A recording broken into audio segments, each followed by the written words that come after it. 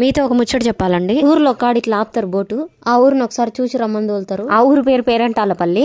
ఇంతకీ ఎందుకు అటుకెళ్ళి పోయి రమ్మంటారంటే ఆ ఊర్లో పాతకాలం నాటి ఒక శివుని గుడి ఉంటది. ఆ గుడికి పోయి వచ్చినాక అన్నం పెడతా అంటారు. ఊరు అంటే మళ్ళా చాలా కూడా ఏం అవుపడమండి ఇల్లులు అక్కడ. అటు ఇటుగా ఒక 10 సంఖ్యలు ఉంటాయి అంతే.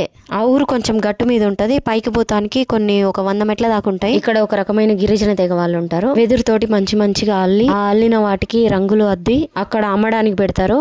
అవి చూస్తుంటే మనకు అర్థమవుతుంది వాళ్ళ ఓపిక ఏంది, వాళ్ళ కష్టం ఏంది అనేది. చూసిర్రు కదా ఎంత మంచిగా అనిపిస్తున్నాయి. ఈ దారిలో ముందుకు నడుచుకుంటూ పోతుంటే మంచిగా ఇటు సైడ్ అటు సైడ్ అవే కనిపిస్తుంటాయి కలర్ఫుల్ గా. ఆ అల్లకము ఆ రంగులు అద్దడం చూస్తుంటే వాళ్ళ ఓపిక కళ్ళకు కట్టినట్టు కనిపిస్తుంది. చూస్తున్నారు కదా మంచిగా అనిపిస్తుంది. ఇక్కడికి వచ్చిన వాళ్ళు కొనుక్కుంటుంటారు. మళ్ళీ రిటర్న్ లో పోతప్పుడు అందరి చేతులు మనకు కనిపిస్తున్నది శబరి నది. ఇది గోదావరికి ఉపనది అండి. ఇక్కడనే ఈ శబరి నది గోదావరి నదిలో కలిసిపోతుంది అని చెప్తారు. ఇక్కడ ఈ నీళ్లు మాత్రం మంచిగా ఉంటాయి తాగడానికి. ఈ నదిలో కాళ్ళు కడుక్కొని అక్కడ శివాలయం కనిపిస్తుంది కదా చూడండి. అది వెనకటి కాలంలో రామకృష్ణ మఠం వాళ్ళు స్థాపించారు. అన్ని గుళ్ళలో లాగానే ఈ గుళ్ళో కూడా మనకి అసలు ఎట్లాంటి ఫోటోలకు అనుమతి ఇయ్యరు.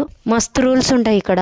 లోపల వివేకానందది రామకృష్ణ పరమహంసది ఫోటో కూడా ఉంటది. ఇక్కడ గంట ఖచ్చితంగా ఒకసారి మాత్రమే కొట్టాలన్న రూల్ ఉంటదండి. చుట్టూ ఈ లొకేషన్ చూస్తుంటే మనసుకి మంచి ఆనందం. నమస్కారం, లైక్, షేర్, సబ్స్క్రైబ్.